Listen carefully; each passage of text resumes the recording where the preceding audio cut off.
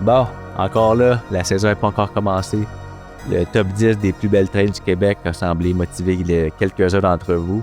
Alors, avant que la saison commence, on va faire un dernier petit vidéo. J'ai filmé beaucoup de footage de la saison passée.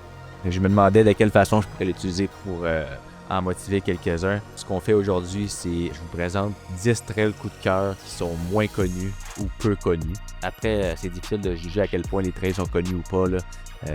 Fait que j'ai demandé à des experts puis ils m'ont confirmé que toutes les trails dans cette vidéo-là sont pas connus. Fait que si vous voulez explorer des nouvelles trails la saison prochaine, mettez ces trails-là sur votre radar, je pense que vous ne serez pas déçus. Let's go! Alors on commence avec le numéro 10. La première fois que je suis allé à Camp Fortune il y a 2 ans, j'avais jamais entendu parler de cette trail-là. Tearaway to Steven à Camp Fortune. J'ai été agréablement surpris la première fois que j'ai mis mes tires dans ces tracks-là. Sérieusement, c'est ultra steep. Ça paraît sûrement pas sur caméra, mais c'est très steep. C'est super gnarly, c'est super technique. C'est une trail qui ne fera pas de cadeau, mais c'est vraiment très cool. C'est côté ProLine, c'est une ProLine assez douce. C'est 119 mètres de dénivelé, 477 mètres de distance, fait que c'est assez court. Mais je te garantis que tu vas en avoir pour ton argent dans cette trail-là. Puis amène des bons freins parce que tu vas en avoir besoin. On continue. Numéro 9. Simple Pleasure au Sommet Saint-Sauveur. Bon, Sommet Saint-Sauveur, c'est loin d'être mon spot préféré pour plusieurs raisons. Mais il faut rendre à César ce qui appartient à César. Simple Pleasure, c'est probablement ma track préférée là-bas. J'ai vraiment l'impression que c'est comme une mini track de course. Il n'y a pas tant de dénivelé, on est à 83 mètres, 449 mètres de distance, mais il y a beaucoup de choses qui se passent en peu de temps. C'est une trail simple à diamant, mais ça brasse. Je dirais, je comparais ça un peu à un mini Mont-Saint-Anne. C'est un peu le même vibe. Fait que mettez vos push-push si vous voulez aller vite dans la trail. Ça pardonne pas vraiment, mais overall, bon feeling. Si t'aimes ça faire ça en mode course, il y a moyen d'aller chercher de la vitesse, pas mal de lignes de course aussi. Fait une super belle trail, Simple Pleasure, Sommet Saint-Sauveur.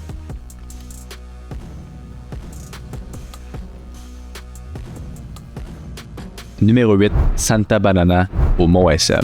Je pense que la seule raison pourquoi cette trail-là n'est pas encore connue, c'est qu'elle est assez récente. Je pense qu'elle a ouvert l'année dernière, si je ne me trompe pas. C'est une trail qui n'a pas tant de dénivelé, c'est 64 mètres, mais c'est assez bien utilisé. Avec les 791 mètres de distance, il y a quelques petits bouts qui remontent, mais overall, c'est une bonne trail technique avec un bon flow. C'est double diamant. Il y a quelques features qui sont assez techniques, qui sont pas faciles et assez imposants. Il y a même une ProLine là, qui est difficile, puis surtout quand c'est mouillé, là, c'est vraiment faut que tu t'engages, puis faut que tu sois assez confiant pour faire ça quand c'est mouillé. Il y a même moyen de commencer un peu plus haut pour rendre ça plus difficile. C'est pas nécessairement plus fun, mais c'est sûr que c'est plus difficile. Mais overall, super belle trail. Il y a des beaux enrochements. Visuellement, c'est beau. Puis en plus, ça nous fait visiter un nouveau versant de la montagne du Mont SM. Fait que pour ça, je vous conseille d'aller faire un tour dans Santa Banana cette année.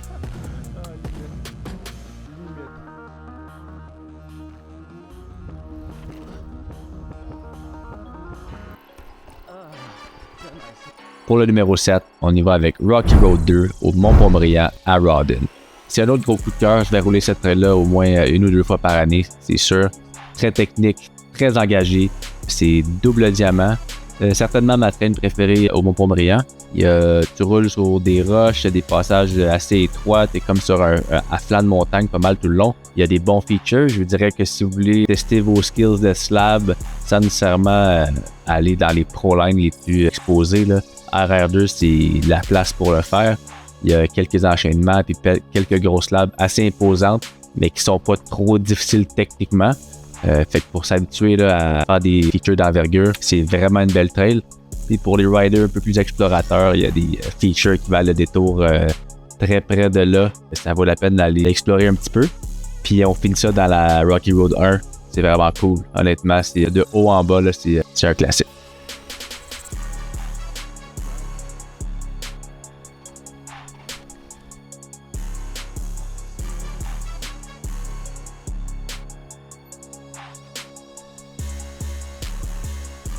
Numéro 6, Rolling Rock au Mont Avalanche à Saint-Adolphe d'Howard. c'était déjà une trail qui me faisait triper. Puis l'année passée, les builders ont rajouté un bout de trail à la fin pour compléter la Rolling Rock et la rendre encore plus longue. Fait qu'on est à 766 mètres de distance et 89 mètres de dénivelé. C'est vraiment, pour moi, la plus belle trail qu'il y a au Mont Avalanche. Un mix de flow et de tech, surtout de tech, des beaux features, des belles slabs, une trail typique des Laurentides. Au début, vous êtes à flanc de montagne dans une partie vraiment steep et étroite. Il y a des enchaînements de slabs. Il y a un gros drop qui est possible dans la slab. Puis maintenant, avec la nouvelle section, la trail a une bonne longueur. Il y a moyen d'aller rejoindre la nouvelle Flow Trail bleue, la Lactique, en passant par la slab Proline de Lactique. Puis sinon, tu rejoins la nouvelle section de la Rolling Rock qui reste technique, enrochement, c'est étroit, ça prend du bon pilotage. Puis ça rajoute un peu de variété à la trail. Fait que overall, un autre beau coup de cœur dans les Laurentides. C'est une trail à aller rouler si vous n'avez jamais été au Mont Avalanche. OK.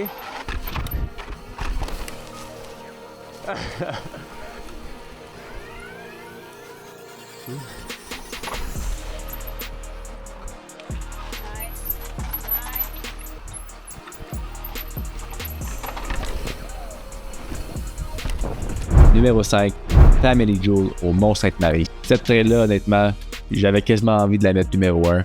Je m'attendais à rien quand je suis allé là. Et ça a été la plus grosse surprise de ma saison, je pense. Le point négatif, c'est que ça prend à peu près 1h10 monter là en bike si t'es pas en e-bike. Fait que c'est une méchante trotte. Il faut que tu sois motivé. Puis rendu à la fin, t'es plus sûr que ça valait la peine. Family Jewel, c'est une ancienne trail technique qui était rendue assez maganée. Ils l'ont revamp, en fait, ils l'ont refait au complet l'année passée. Puis ce qu'ils ont fait avec ça, honnêtement, c'est extraordinaire. Le flow, la construction des features, les enchaînements de features, tout est vraiment bien construit et je pense qu'en gros, c'est ça que j'en retire. C'est une trail single black, mais c'est vraiment pas facile. J'ai déjà roulé des trails double noir pas mal plus facile que ça. Fait que ça m'a surpris. Mais outre ça, ce qui est cool, c'est qu'après avoir complété cette trail-là, il reste encore un bon 200-300 mètres à descendre pour arriver en bas. Fait que tu peux linker dans la trail que ça te tente. Mais Family Jewel, quand tu roules ça à une bonne vitesse puis tu prends le temps d'apprécier chaque feature, c'est un méchant classique. Numéro 4, la Tremblante, à Deer Mountain à Tremblant. Un beau mix de flow et de tech. C'est une pro line, c'est une jump line, un enchaînement de plusieurs sauts et de quelques slabs. Si vous faites la ligne originale, ben c'est une genre de jump line de haut en bas.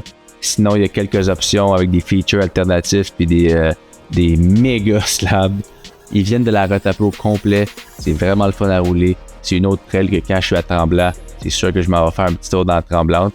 Je pense qu'on pourrait dire que somme toute, c'est une trail à haute conséquence dans le sens où si tu vas assez vite puis les sauts sont pas petits. Il y a quand même une coupe de bons gaps là, qui pardonne pas. Il y a un bon step-up que tu passes par-dessus une roche.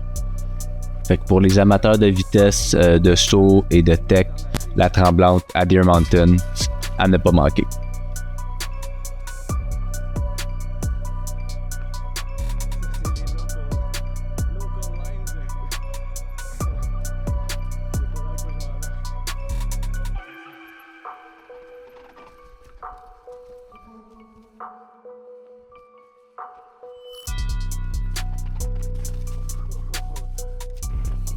Numéro 3, la Larry's à Montcalm. C'est une centaine de mètres de dénivelé, 1,1 km de distance. Rouler cette trail-là, c'est toujours un plaisir. Je pense que les gens de la région la Naudière, Laurentide connaissent bien la Larry's, mais à l'extérieur de ça, je pense pas que c'est une piste qui est très connue. Fait que c'est un bon flow, des beaux jumps. Au milieu de la trail, il y a une section de 3 gaps d'une vingtaine de pieds, un à la suite de l'autre.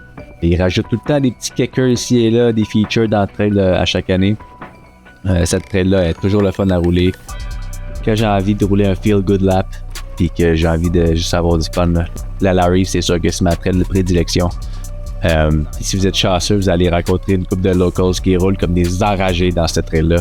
Honnêtement, c'est impressionnant à voir. Fait que Larry's numéro 3.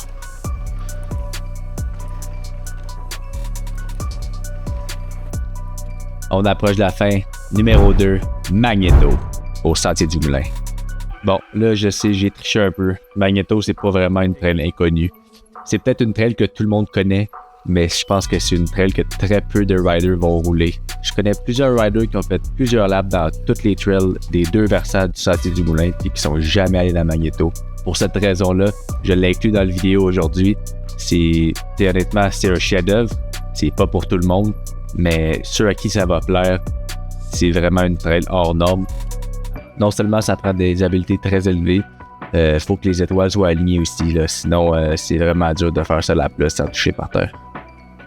La première partie de la trail, ça se déroule sur des slabs de roche, puis dans la dernière partie, là, on s'en va plus dans la forêt, ça devient un peu plus serré, l'atmosphère change un peu, le beat change un peu, il y a des relances vraiment pas faciles, il y a des méga racines un peu partout qui t'empêchent de garder ton momentum. J'avais hésité à l'inclure dans mon top 10 des plus belles trails difficiles du Québec. Finalement, c'est peut-être un petit peu trop particulier pour en faire partie, mais pour ces mêmes raisons-là, je l'inclus dans mon top 10 des trails à ne pas manquer qui sont un peu plus méconnus. Le grand numéro 1, Pachao, au Mont-Sainte-Anne. Quand j'étais au MSA cet été, j'avais aucune idée que cette trail-là existait. Puis après être sorti de là pour la première fois, j'en revenais pas de ce que je venais de rouler. C'est un style qui détonne un peu du reste de la montagne. C'est assez fluide, il y a des passages assez larges. Il y a quelques passages tech quand même à pas sous-estimer. Mais overall, le flow de la trail, la façon que c'est construit, t'as toujours un bel air d'aller, mais il faut que tu sois sur des gardes. Honnêtement, ça filait vraiment comme un genre de vent de fraîcheur quand j'ai roulé ça cette journée-là. Puis on dirait que la première fois que je l'ai roulé, je suis sorti de là, puis je me disais, hey, c'était vraiment cool, mais ça restait là. Puis plus je repensais, plus je me disais, hey man, ce que je viens de rouler là, c'est vraiment incroyable, là. Puis la trail, en ce moment, est encore super fresh. C'est une nouvelle trail du Mont-Sainte-Anne de l'année dernière, je pense. La trail est encore super fresh, fait que c'est sûr que ça fait différent de toutes les trails tout pétées du Mont-Sainte-Anne, là. Puis je dis pas ça négativement, moi j'aime bien ça, le Mont-Sainte-Anne. Mais ouais, Pachao, là, gros coup de cœur. Depuis que j'ai roulé cette trail-là l'été passé, j'ai envie d'y retourner. J'y pense souvent. Puis c'est sûr que je vais aller faire un tour dans la Pachao cet été.